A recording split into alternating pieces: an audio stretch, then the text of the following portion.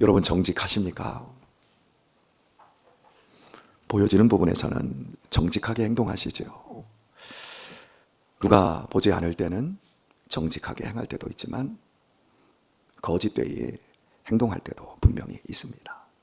이게 우리의 모습입니다. 이런 우리를 향해서 하나님께서는 네 하나님 여호와의 목전에 눈앞에서 라는 뜻입니다. 정직을 향하면 이같이 되리라. 어떻게 이같이 된다라는 표현, 그러면 그 이같이가 어떻게일까요? 17절입니다. 너는 이 진멸할 물건을 조금도 네 손에 대지 말라. 그리하면 여호와께서 그 진노를 그치시고 너를 긍휼히 여기시고 자비를 더하사 너의 열조에게 맹세하심 같이 네 수요를 번성케 하실 것이라. 자녀들이 많아진다라는 거죠. 하나님의 진노를 그쳐 주실 뿐만 아니라 자비를 더하사 너희 조상에게 맹세하신 것처럼 네 수요를 번성하게 할 것이다. 정직이 이렇게 중요하다고요. 정직하지 않으면 우리의 뒤가 없는 거예요. 여러분, 살아온 날이 하나님의 은혜였습니다. 고백하시죠? 하나님의 풍성한 은혜였습니다. 그런데 과거형으로 끝나면 안 되고 살아갈 날이 살아온 날보다 훨씬 부요하고 하나님의 은혜 속에 있어야 할 것입니다. 끝이 좋아야 합니다. 고스톱을 쳐도 첫 끝발만 좋지 뒤끝발이 없으면 우리 처음에 5강에 쓰리고에 상대방을 멍박에 피박에 모든 것을 다 하고 흔들고 다 했어도 마지막에 끝발이 없으면 다 털려버리는 거예요. 저는 늘 그런 걸 생각합니다. 그래서 목회 초창기에서부터 내가 마지막에 이 교회에서 은퇴할 때를 생각하자. 그 은퇴할 때 성도들에게 박수받고 존경받고, 자, 저분은 이 교회에서 정말 훌륭하게 믿음의 길을 우리에게 보여주었다. 저는 그게 제 목회를 시작하면서 처음의 목표였고 지금 역시도 그 목표를 놓치지 않으려고 무진장 애를 쓰고 있습니다. 어떻습니까? 제가 25년 가까이 이 교회에서 목회를 했고 여기에 30년 이상 제 청년 때 24살 때부터 빨리는 23살 때부터 저를 지켜보신 분들이 여기 지금 4분이나 계시네요. 5분이나 계시네요. 어떻습니까? 그때서부터 지금까지 머리가 허연한 이제 중년에서 노년을 가고 있는 제 모습을 보면서 마지막에 떠날 때 박수 받을 만 하겠습니까?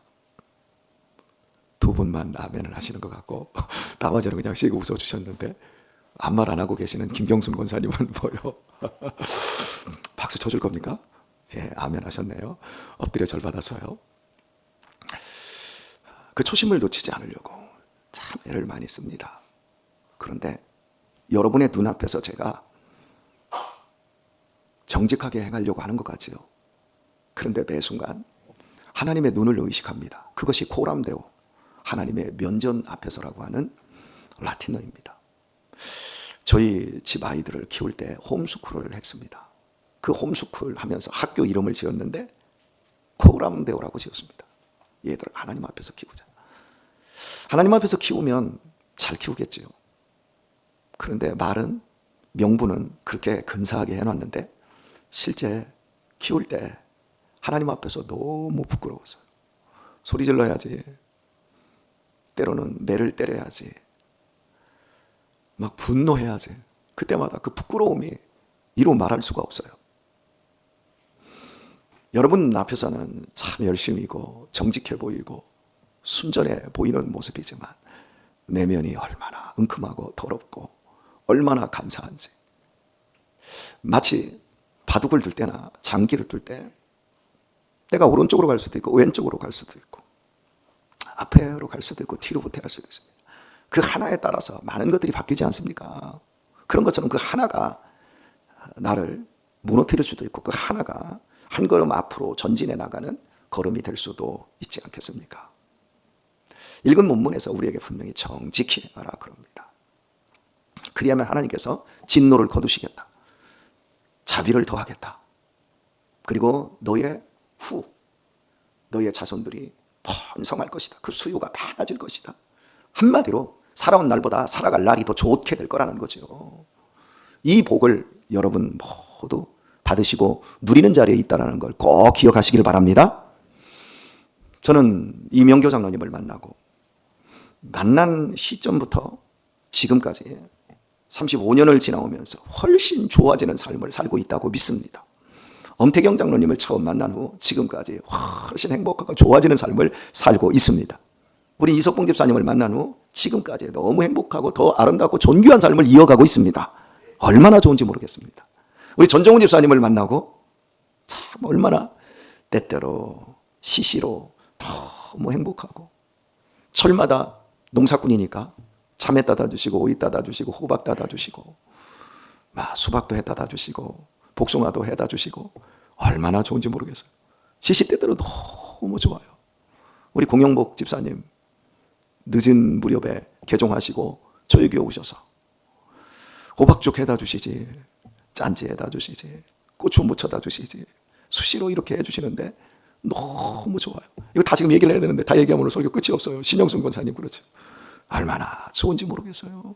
우리 박정민 집사님은 만난 지 얼마 안 됐지만 얼마나 신경 써서 섬기시려고 다 하는지. 나 은희 얘기는 안 할래요. 지금 다 있는데 우리 하연이도 오늘 새벽에 나왔네요. 너무 좋아요. 이렇게 하연이가 나오니까. 하연이가 좋은 사람 만나서 시집도 가고 또 애도 낳아봐야 되고, 하연이가 요즘 얼마나 얼굴이 밝아지는지, 하연이가 하려고 하는 모습이 보여요. 이렇게 점점 좋아지는 이 모습을 볼수록 얼마나 좋은지 모르겠어요. 그중에 지금 대표적으로 지금 한 사람을 제가 빼놓고 있는데, 우리 천재 이야기를 좀 해볼까요?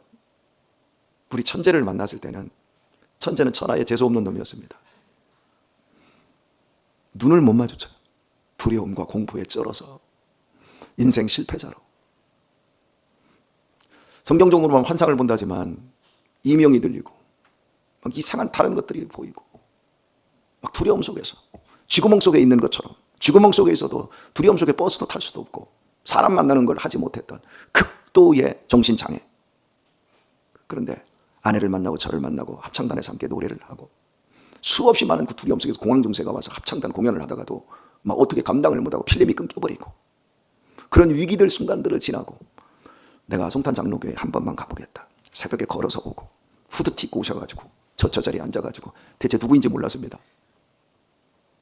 살은 이렇게 쪄서 정신만 망가진 게 아니라 몸도 망가져서 그 병약한 몸.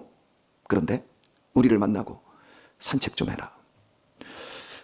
집에만 있지 말고 산책 좀 해라. 사람이 인생을 바꾸려면 무엇부터 해야 됩니까? 라고 하면 운동부터 해라. 제일 기본이 운동입니다. 집구석에만 있으면 안 되고 운동을 해야 돼요. 운동을 하면 하고 싶은 것이 생겨요. 운동을 하면 살도 빼지고 체력이 붙잖아요. 그러면 뭔가 그때부터 하고 싶은 것이 생겨요. 나는 아무 하고 싶은 게 없어요. 그 집구석에만 처박혀 있습니다. 집에서 막 그냥 나가게 그 새 보금자리 같은 것을 다 부모가 싹 갖다가 버려버려야 됩니다. 그리고 문 잠궈버려야 됩니다. 나가! 살든지 나가서 죽어.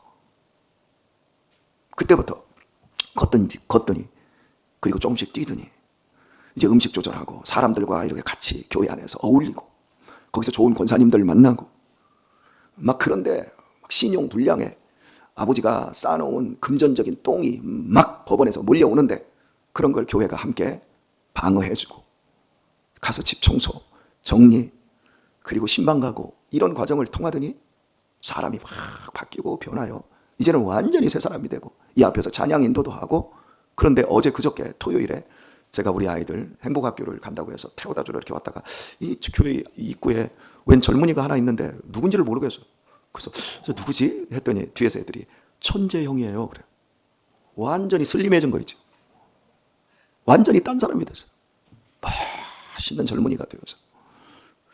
이렇게 우리가 만남을 통해서 그 후가 어떻게 변해가고 있는가 한번 보세요.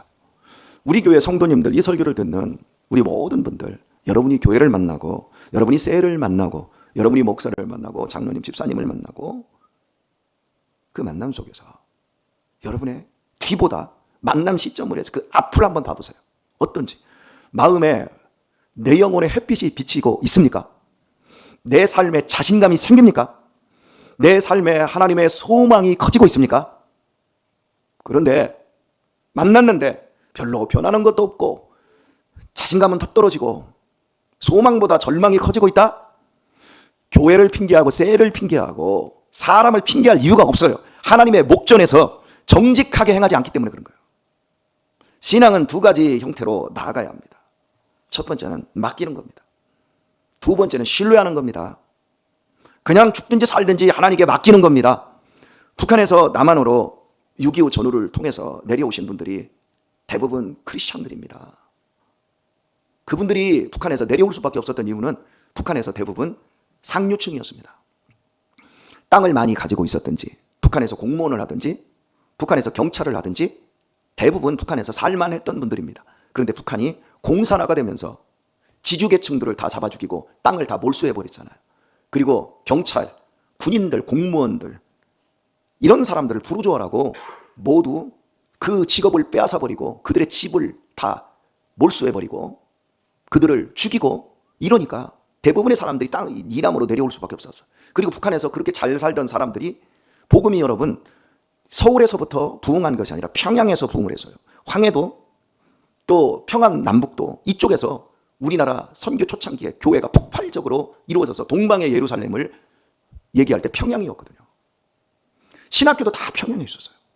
서울이 아닙니다, 여러분.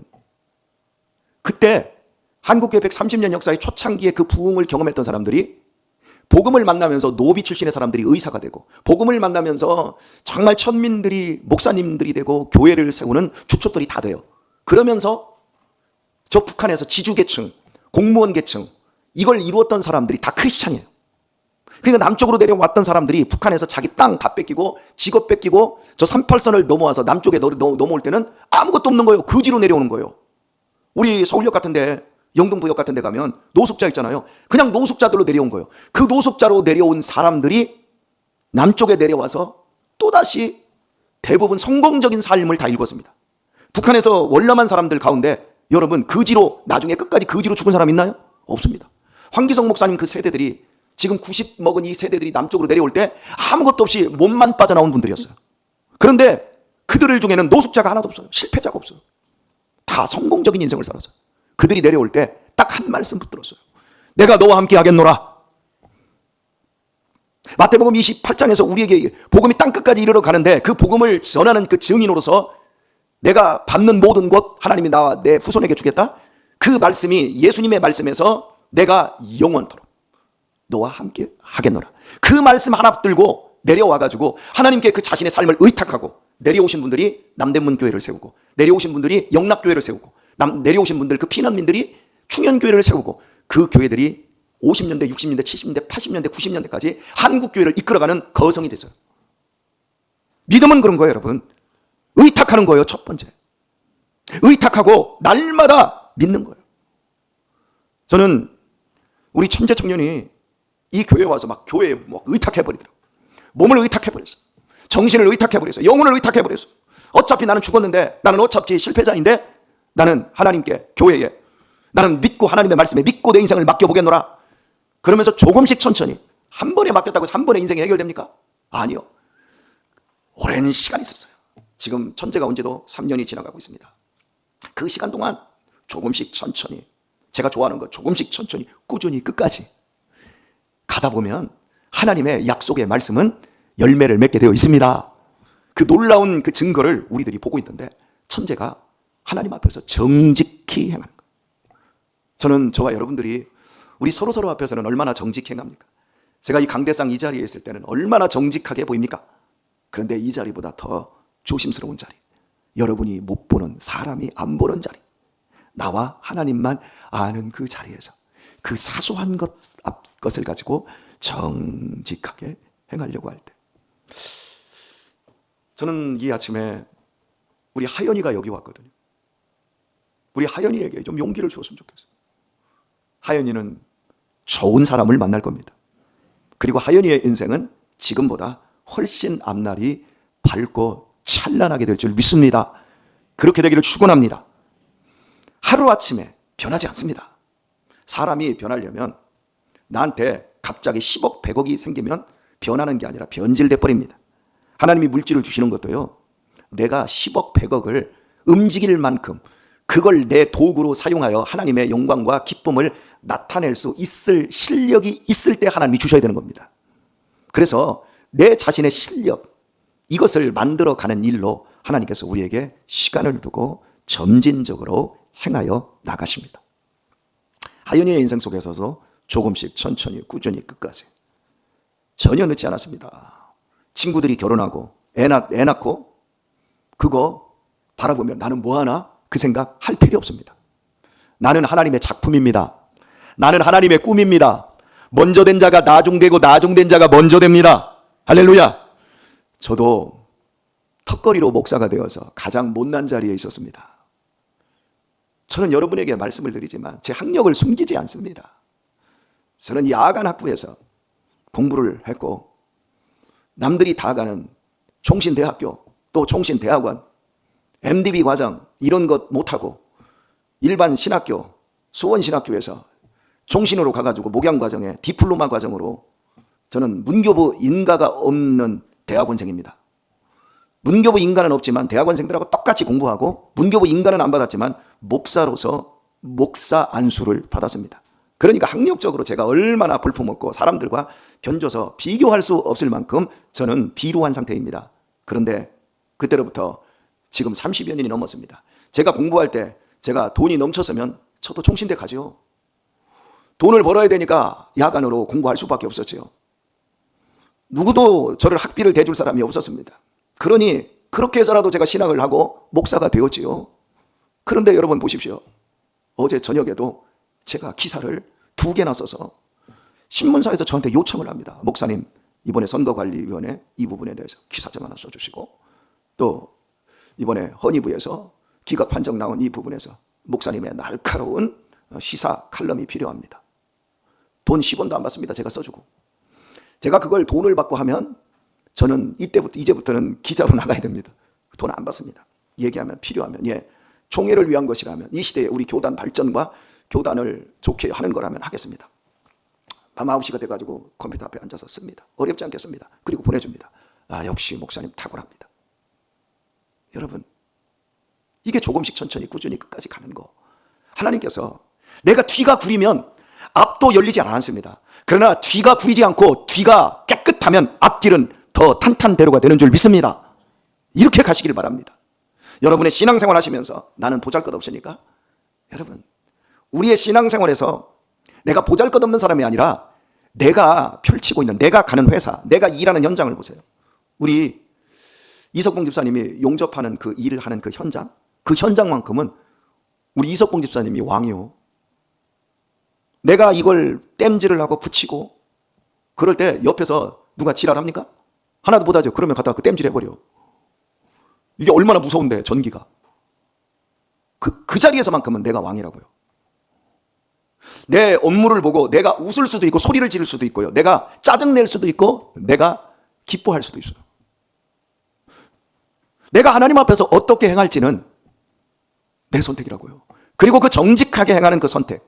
단순히 정직이 돈 관계, 금전 관계, 인간 관계에서 약속 이런 것뿐만 아니라 매 순간 하나님을 생각하고 하나님 앞에서 행동하는 그 하나하나 이것들이 축적되어지기 시작하면 우리 앞에 번성의 은혜를 누리게 될 것입니다. 오늘 말씀 뵙겠습니다. 지금 이 모습대로 사십시오. 지금 이렇게 예배하고 오늘 이 시간 여러분이 은혜 받고 있는 이 모습대로만 오늘 집에 가서도 사세요. 화장실에도 이 모습으로 계시고 그리고 주무실 때도 이 모습으로 계시고 밥 먹을 때도 그리고 좋은 일 있을 때도 짜증날 때도 포기하고 싶을 때도 절망스러울 때도 지금 이 자리 이 모습 이대로 움직이고 살아가시기를 축복합니다. 하나님께서 여러분과 영원토록 함께 계십니다. 여러분의 앞날을 하나님이 완전히 책임져 주고 계십니다. 함께하고 계십니다. 복된 나날들. 오늘 내가 용기가 좀 부족합니까? 하나님이 용기를 더하여 주실 것입니다. 담대하시기를 바랍니다.